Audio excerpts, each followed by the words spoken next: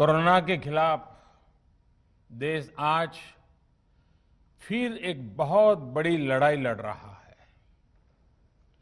कुछ सप्ताह पहले तक स्थितियां संभली हुई थी और फिर एक कोरोना की दूसरी वेव तूफान बनकर आ गई।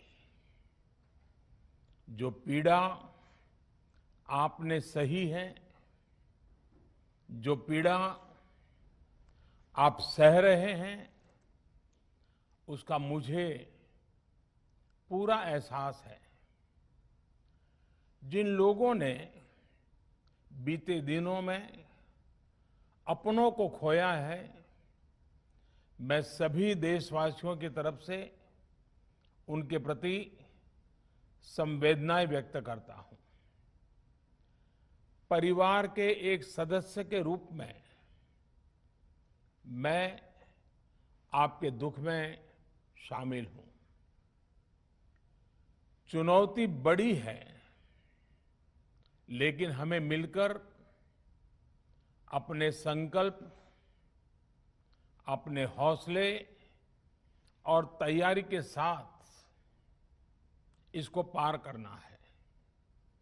साथियों, अपनी बात को विस्तार देने से पहले मैं देश के सभी डॉक्टरों, मेडिकल स्टाफ, पैरामेडिकल स्टाफ, हमारे सभी सफाई कर्मचारी भाई बहन, हमारे एम्बुलेंस के ड्राइवर्स, हमारे सुरक्षा बल, पुलिसकर्मी, सभी की सराहना करूंगा।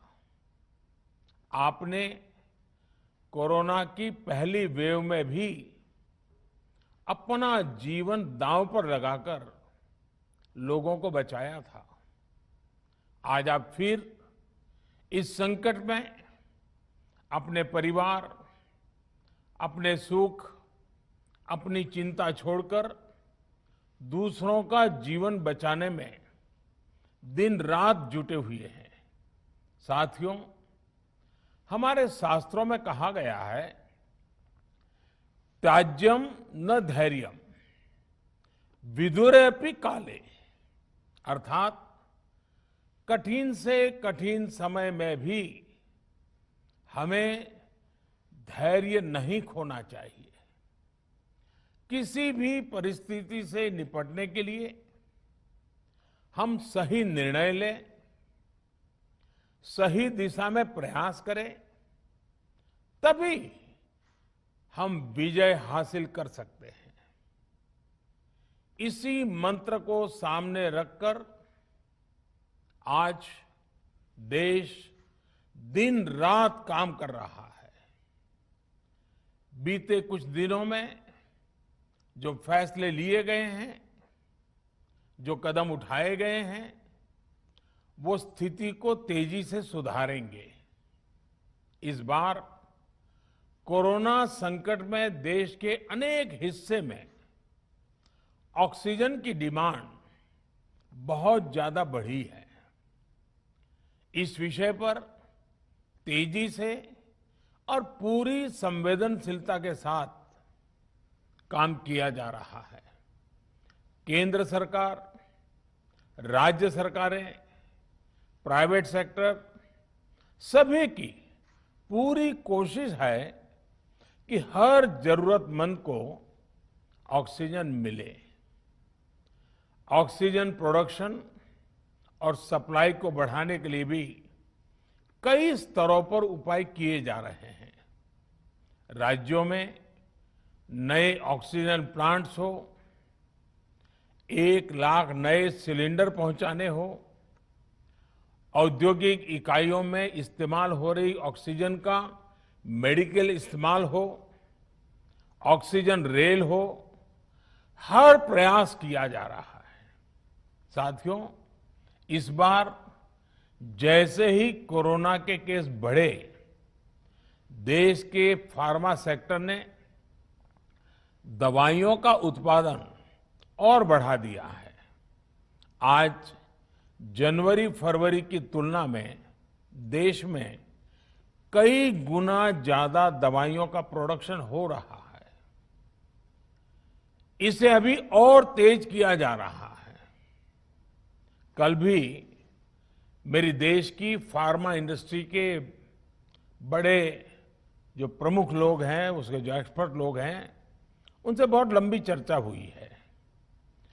प्रोडक्शन बढ़ाने के लिए हर तरीके से दवाई कंपनियां की मदद ली जा रही है।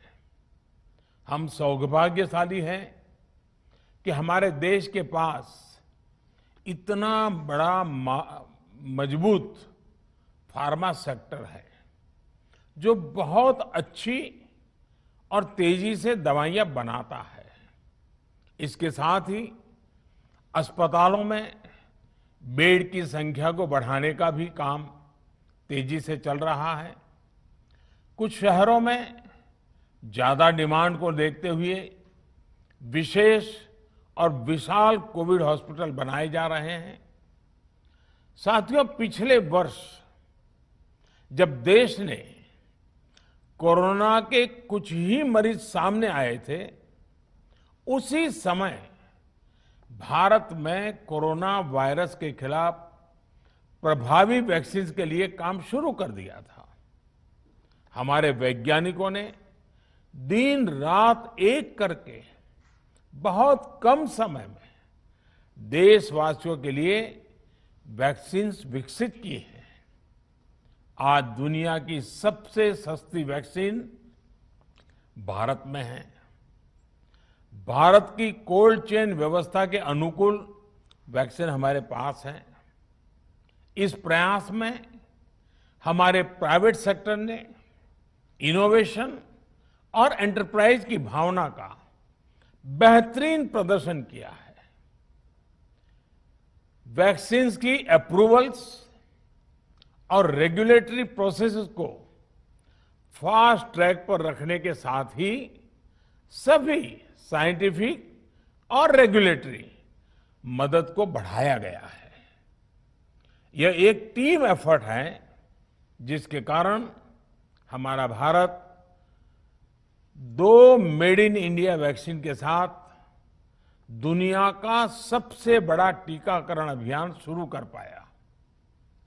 टीकाकरण के पहले चरण से ही गति के साथ ही इस बात पर जोर दिया गया कि ज्यादा से ज्यादा क्षेत्रों तक, जरूरतमंद लोगों तक वैक्सीन पहुंचे। दुनिया में सबसे तेजी से भारत में पहले 10 करोड़, फिर 11 करोड़ और अब 12 करोड़ वैक्सीन डोज दिए गए हैं। आज कोरोना से इस लड़ाई में हमें हौसला मिलता है कि हमारे health care workers, frontline corona warriors और सीनियर सिटीजन्स के एक बड़े हिस्से को वैक्सीन का लाभ मिल चुका है। साथियों, कल ही वैक्सीन को लेकर हुए एक और अहम फैसला भी हमने किया है। 1 मई के बाद से 18 वर्ष के ऊपर के किसी भी व्यक्ति को वैक्सीनेट किया जा सकेगा। अब भारत में जो वैक्सीन बनेगी उसका आधा हिस्सा सीधे राज्यों और अस्पतालों को भी मिलेगा। इस बीच गरीबों, बुजुर्गों, निम्न मध्यम वर्ग के लोग, 45 वर्ष की आयु के ऊपर के व्यक्तियों के लिए केंद्र सरकार का जो वैक्सीन कार्यक्रम चल रहा है वो भी उतनी ही तेजी से जारी रहेगा। पहले की तरह ही सरकारी अस्पतालों में मुफ्त वैक्सीन मिलती रहेगी, जिसका फायदा, जैसा मैंने कहा, हमारे गरीब परिवार हो, हमारे मध्यम वर्ग, निम्न मध्यम वर्ग के परिवार हो, वो उनका लाभ उठा सकेंगे। साथियों, हम सभी का प्रयास जीवन बचाने के लिए है और जीवन बचाने के लिए तो है ही, प्रयास से भी ये है कि आर्थिक गतिविधियां और आजीविका कम से कम प्रभावित हो। प्रयास का तरीका यही रखा जाए। वैक्सीनेशन को 18 वर्ष की आयु के ऊपर के लोगों के लिए ओपन करने से शहरों में जो हमारे वर्कफोर्स है उसे तेजी से वैक्सीन उपलब्ध होगी। राज्यों और केंद्र सरकार के प्रयासों से श्रमिकों को भी तेजी से वैक्सीन मिले लगेगी। मेरा राज्य प्रशासन से आग्रह है कि वो श्रमिकों का भरोसा जगाए रखे। उनसे आग्रह करें कि वो जहां है वहीं रहे। राज्यों द्वारा दिया गया ये भरोसा उनकी बहुत मदद करेगा कि वो जिस शहर में हैं वहीं पर अगले कुछ दिनों में वैक्सीन भी लगेगी और उनका काम भी बंद नहीं होगा। साथियों, पिछली बार जो परिस्थितियां थी वो अभी से काफी भिन्न थी। तब हमारे पास इस वैश्विक महामारी से लड़ने के लिए कोरोना स्पेसिफिक मेडिकल इंफ्रास्ट्रक्चर नहीं था। आप याद करिए देश की क्या स्थिति थी। कोरोना टेस्टिंग के लिए पर्याप्त लैब नहीं, पीपीई का कोई प्रोडक्शन नहीं, हमारे पास इस बीमारी के ट्रीटमेंट के लिए कोई खास जानकारी भी नहीं। लेकिन बहुत ही कम समय में हमने इन चीजों में सुधार किया। आज हमारे डॉक्टरों ने कोरोना के इलाज की बहुत ही अच्छी एक्सपर्टीज हासिल कर ली है। वो ज्यादा से ज्यादा जीवन बचा रहे हैं। आज हमारे पास बड़ी मात्रा में पीपीई किट्स हैं, लैब्स का बड़ा नेटवर्क है और हम लोग टेस्टिंग की सुविधा को निरंतर बढ़ा रहे हैं। साथियों, देश ने कोरोना के खिलाफ अब तक बहुत मजबूती से और बहुत धैर्य से लड़ाई लड़ी है। इसका श्रेय आप सभी को, सभी देशवासियों को ही जाता है। अनुशासन और धैर्य के साथ कोरोना से लड़ते हुए आप देश को यहां तक लाए हैं। मुझे विश्वास है जन भागीदारी की ताकत से हम कोरोना के इस तूफान को भी परास्त कर पाएंगे। आज हम अपने चारों ओर देख रहे हैं कि कैसे कई लोग, कई सामाजिक संस्थाएं जरूरतमंदों तक मदद पहुंचाने में दिन रात जुटे हैं। दवाई पहुंचाना हो, खाने या रहने की व्यवस्था करनी हो, लोग पूरे मनोयोग के साथ काम कर रहे हैं। मैं इन सभी के सेवा भाव को आदरपूर्वक नमन करता हूं और देशवासियों से अपील करता हूं कि अधिक से अधिक मात्रा में इस संकट की घड़ी में देशवासी आगे आएं और जरूरतमंदों तक मदद पहुंचाएं। समाज के पुरुषार्थ और सेवा के संकल्प से ही हम ये लड़ाई जीत पाएंगे। मेरा युवा साथियों से अनुरोध है कि वो अपनी सोसाइटी में, मोहल्ले में, अपार्टमेंट्स में छोटी छोटी कमेटियां बनाकर कोविड अनुशासन पालन करवाने में मदद करें। हम ऐसा करेंगे तो सरकारों को न कभी कंटेनमेंट जोन लगाने की जरूरत पड़ेगी, न कर्फ्यू लगाने की जरूरत पड़ेगी और लॉकडाउन का तो सवाल ही नहीं उठता है, आवश्यकता ही नहीं पड़ेगी। स्वच्छता अभियान के समय देश में जागरूकता फैलाने के लिए मेरे बाल मित्रों ने बहुत मदद की थी। छोटे छोटे बालक, 5वीं, 7वीं, 8वीं, 10वीं में पढ़ने वाले, उन्होंने घर के लोगों को समझाया था, मनाया था। उन्होंने बड़ों को भी स्वच्छता का संदेश दिया था। आज मैं फिर अपने बाल मित्रों से एक बात विशेष तौर पर कहना चाहता हूं। मेरे बाल मित्र, घर में ऐसा माहौल बनाइए कि बिना काम, बिना कारण घर के लोग घर से बाहर न निकले।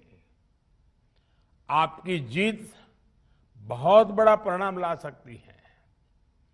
प्रचार माध्यमों से भी मेरी प्रार्थना है कि ऐसे संकट की घड़ी में वो लोगों को सतर्क और जागरूक करने के लिए जो प्रयास कर रहे हैं उसे और बढ़ाएं। इसके साथ ही इसके लिए भी काम करें कि डर का माहौल कम हो सके, लोग अफवाह और भ्रम में न आए। साथियों, आज की स्थिति में हमें देश को लॉकडाउन से बचाना है। मैं राज्यों से भी अनुरोध करूंगा कि वो लॉकडाउन को अंतिम विकल्प के रूप में ही इस्तेमाल करें। लॉकडाउन से बचने की भरपूर कोशिश करनी है और माइक्रो कंटेनमेंट जोन पर ही ध्यान केंद्रित करना है। हम अपनी अर्थव्यवस्था की सेहत भी सुधारेंगे और देशवासियों की सेहत का भी ध्यान रखेंगे। साथियों, आज नवरात्रि का आखिरी दिन है। कल रामनवमी है और मर्यादा पुरुषोत्तम श्री राम का हम सभी को यही संदेश है कि हम मर्यादाओं का पालन करें। कोरोना के इस संकट काल में कोरोना के बचने के जो भी उपाय है, कृपया करके उनका पालन 100% करिए। दवाई भी, कड़ाई भी, इस मंत्र को कभी भी भूलना नहीं है। ये मंत्र जरूरी है, वैक्सीन के बाद भी जरूरी है। रमजान के पवित्र महीने का भी आज 7वां दिन है। रमजान हमें धैर्य, आत्मसंयम और अनुशासन की सीख देता है। कोरोना के खिलाफ जंग जीतने के लिए अनुशासन भी, उसकी भी उतनी ही जरूरत है। जब जरूरी हो तभी बाहर निकले। कोविड अनुशासन का पूरा पालन करें। मेरा आप सभी से यही आग्रह है। मैं आपको फिर ये भरोसा देता हूं, आपके इस साहस, धैर्य और अनुशासन के साथ जुड़कर आज जो परिस्थितियां हैं उन्हें बदलने में देश कोई कोर कसर नहीं छोड़ेगा। आप सभी स्वस्थ रहें, आपका परिवार स्वस्थ रहें, इसी कामना के साथ मैं अपनी बात समाप्त करता हूं। आपका बहुत बहुत धन्यवाद।